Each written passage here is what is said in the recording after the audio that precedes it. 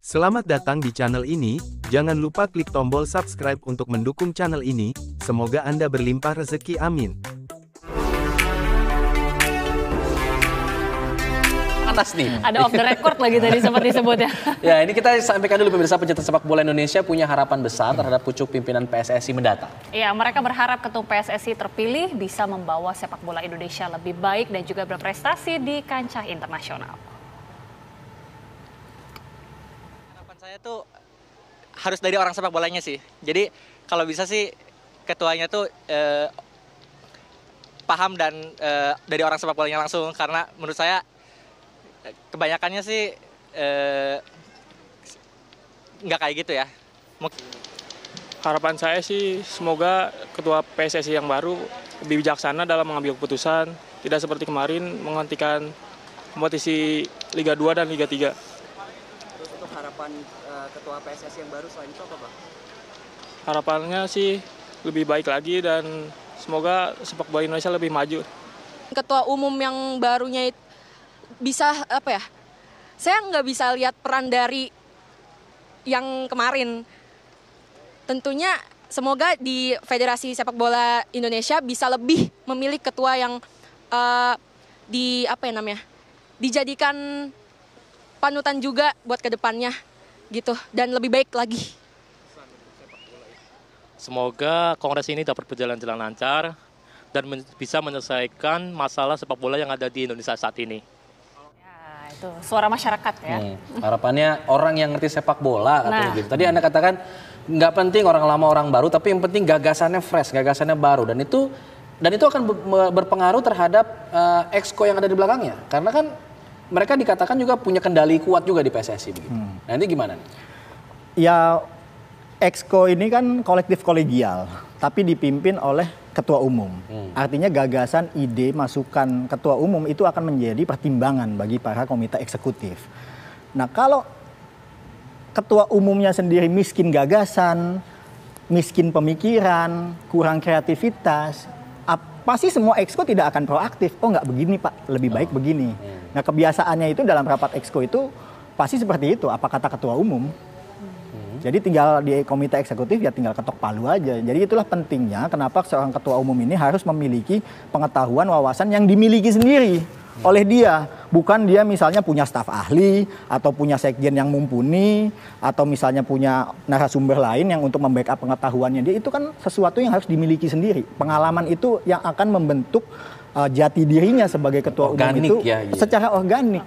Uji kepemimpinannya di situ. Oke lah, ketua-ketua umum yang sebelumnya memiliki kemampuan atau sejarah, histori, pengalaman memimpin organisasi. Tapi kan bukan organisasi sepak bola. Karena organisasi sepak bola ini ujung-ujungnya yang dilihat prestasi kok. Ya. Kalau misalnya nggak juara, nggak dapat emas, udah pasti akan dicap jelek sama semua orang. Bukan hanya football family, tapi sama seluruh rakyat Indonesia.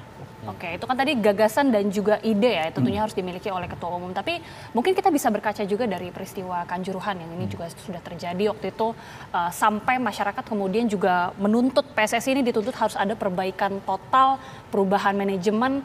Kalau Mas Budi sendiri melihat, apakah perlu memang harus ada regenerasi perombakan total? Karena banyak juga yang berpendapat ya, PSSI diatur oleh orang-orang yang itu-itu saja. Apakah ini juga jadi isu Mas sebenarnya?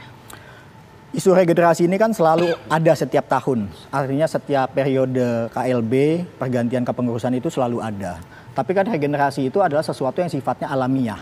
Nggak bisa dibuat hybrid gitu misalnya, atau ditempatkan seseorang ini ngerti, ini nggak ngerti, atau orang baru titipan siapa, nggak seperti itu. Regenerasi itu harus dibuat secara alamiah. Dan yang paling penting itu, oke berubah, tapi kan ini kan nggak bisa sendirian PSSI. Harus ada stakeholder lain yang mendukung PSSI, dan disitulah perannya negara. Presiden Jokowi pada tahun 2019 menerbitkan Inpres nomor 10 ya kalau nggak salah ya, untuk percepatan sepak bola nasional. Dan sekarang sudah 3 tahun terbengkalai tidak bisa tereksekusi. Nggak jalan. Pertanyaannya kenapa nggak jalan? Karena pada saat Inpres itu diterbitkan, saya melihat sebuah konsekuensi. Inpres ini akan bisa jalan kalau memang ketua umumnya itu disukai atau istana misalnya pemerintah mendukung penuh sosok ketua umum ini. Tapi ini tidak akan diimplementasikan kalau memang ternyata pemerintah nggak firm di situ. Nah ini kan sudah menjadi bahan gosip jalanan nih, bahwa orang menjadi ketua umum PSSI itu untuk naik level, menjadi misalnya pemimpin kepala daerah, atau misalnya calon menteri, ini segala macam. Nah, hari ini Presiden Jokowi, mungkin saya bukan ingin mendahului, tapi saya mencoba membaca suasana kebatinannya Pak Presiden Jokowi, bahwa udahlah daripada ribut-ribut ini segala macam, lebih baik tempatkan ketua umum PSSI ini yang memang betul-betul orang kepercayaan Presiden, yang juga bagian dari pemerintah. Dan alhamdulillah itu ada di sosoknya Erick Thohir, ngerti bola, walaupun tidak di Indonesia. Nah itu blessing lah, dia punya banyak pengalaman di luar negeri yang bisa ditularkan di sini. Lanyala seperti apa? Karena kan dia juga mencalonkan, dia ketua DPD, pengalamannya segudang di PSSI, pernah jadi ketua umum PSSI juga. Apakah ini efeknya tidak akan sama dengan Erick Thohir? Yang saya maksud bahwa PSSI ini bisa jalan ketika didukung oleh pemerintah itu adalah bagian dari eksekutif. Dan Pak Erick Thohir memenuhi syarat itu sebagai bagian dari eksekutif. Sementara Pak Nyala ada di posisi ketua DPD. Dan bicara tadi isu regenerasi, tentu kita akan setback ke belakang. Sementara kan dalam catatan sejarahnya PSSI ini tidak pernah ada ketua umum yang maju 2 kali atau terpilih kedua kali. Jadi, belum ada ya di Indonesia belum? Belum ada di Indonesia. Okay. Kalau tadi Anda katakan ini bagian dari eksekutif yang kemudian memegang kendali satu organisasi sepak bola, federasi sepak bola di negara tersebut, apakah tidak bertentangan dengan statuta FIFA yang mengatakan bahwa pemerintah tidak boleh ikut campur dalam hal pengurusan federasi? Ya. Terjemahannya mungkin bukan seperti itu ya. Intervensi itu kan lebih kepada yang sifatnya itu seolah-olah keras, perintah vertikal yang harus dipatuhi oleh garis komando. Ini beda ya? Ini berbeda. Okay. Secara aturan hukum normatif nasional kita tidak dilarang seorang pejabat negara menjadi ketua umum organisasi olahraga. Misalnya siapa? Ada sosok Pak Luhut sebagai ketua atletik. Ada sosok Pak Wamenkumham Edi Rais baru terpilih kemarin sebagai ketua tenis. Lalu Pak Erlangga Hartarto juga ketua umum WUSU. Yang dilarang oleh undang-undang adalah pejabat publik menjadi pengurus KONI. Karena di situ ada anggaran yang dirembukan bersama. Jadi secara aturan kenegaraan sebetulnya tidak ada isu di situ. Baik. Okay. Kita akan coba bacakan dulu informasi berikut ini pemirsa mengenai keputusan PSSI yang menghentikan kompetisi Liga 2 ini membuat para pemain dari Semen Padang FC khususnya merasa kecewa. Ya, mereka berharap kompetisi Liga 2 tetap bergulir karena banyak pemain menggantungkan hidupnya di kompetisi Liga 2.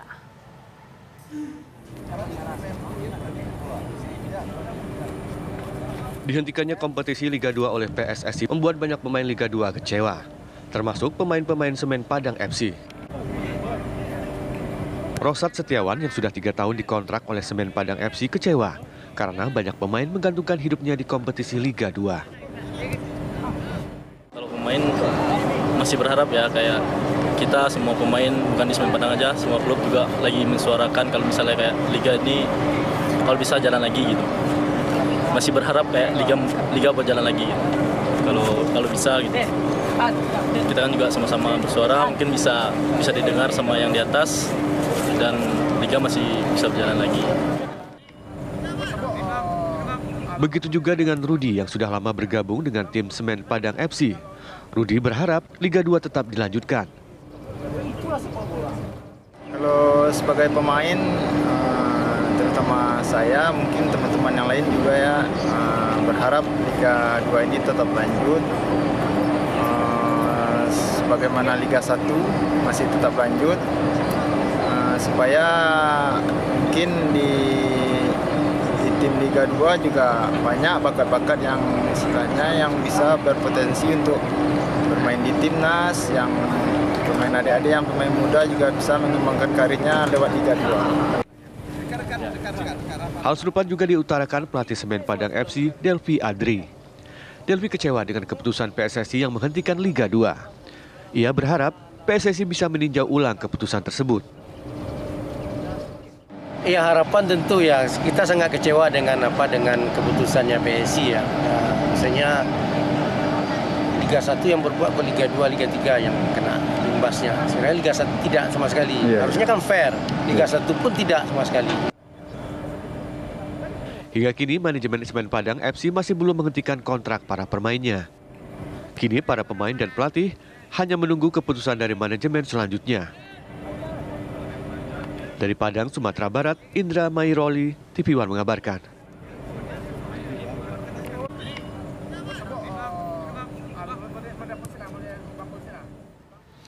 Penghentian Liga 2 dan Liga 3 menjadi sorotan, Mas Budi. Dengan dihentikannya Liga ini, keputusan dari federasi kan sebenarnya. Betul. Apa yang kemudian mendasari ini? Yang mendasari ini pertama adalah kompetisi Liga 2 terhenti 1,5 bulan lebih lama dibandingkan Liga 1. Dari hasil riset kami, memang jumlah uang yang beredar di kompetisi Liga Indonesia, baik Liga 1 maupun Liga 2 itu jumlahnya menyentuh angka 800 miliar. Baru dari supporter ya, belum untuk pengeluaran klub, untuk tiket, gaji pemain, dan lain segala macamnya. Dan ketika ini berhenti 1 bulan, itu aja udah suffering mereka. Dan ini lebih lama lagi. Sementara Liga 2 ini statusnya selalu dalam 10 tahun terakhir ini, statusnya anak tiri. Karena kompetisinya sendiri pun masih di bawahnya LIB yang lebih memprioritaskan Liga 1. Artinya sponsor misalnya dapat 100, yang dibuang ke Liga 2 cuma 20. Jadi jauh porsinya dari sisi industrinya nggak dapet di situ. Itu keputusan dari federasi kalau gitu. Itu keputusan dari PT Liga untuk pembagian sharing sahamnya. Yang kedua adanya perpol kepolisian tentang standar pengajuan keamanan yang membutuhkan waktu lebih lama. Yang sebelumnya itu mungkin 1 minggu 2 minggu selesai, sekarang diisyaratkan minimal 14 hari, 30 hari sampai dengan 60 hari.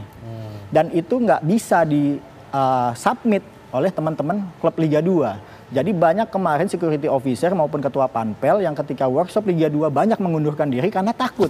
Karena ada ancaman sanksi pidana bagi mereka ketika mereka nggak bisa menjalankan itu. Itu baru dari sisi tanggung jawab. Yang kedua dari sisi submit dokumen, Perpol itu mensyaratkan butuh dokumen kelayakan stadion. Termasuk juga IMB dan kelayakan stadion lain-lainnya. Sementara stadion itu miliknya Pemda. Klub nggak bisa main asal minta seperti itu aja. Jadi memang ini keputusan yang sangat pahit yang harus diambil. Keputusannya sih mungkin benar ya, keputusannya mungkin benar. Tapi ini dilakukan dalam situasi di mana PSSI ini lagi situasi krisis. Dan tidak pernah ada narasi-narasi yang disampaikan bahwa ada kemungkinan Liga 2 akan berhenti. Ini kan nggak pernah ada narasi-narasi itu. Tiba-tiba saja langsung putus saja, Liga 2 berhenti tanpa promosi, tanpa degradasi. Semuanya ngamuk, semuanya sedih, semuanya kecewa. Iya, baik. Nanti kita akan coba kembali dalami lagi, pemirsa. Kami jeda dulu, kami akan kembali usai jeda. Tetaplah bersama kami di... Untuk mendukung channel ini silakan klik tombol subscribe, like, and share. Terima kasih.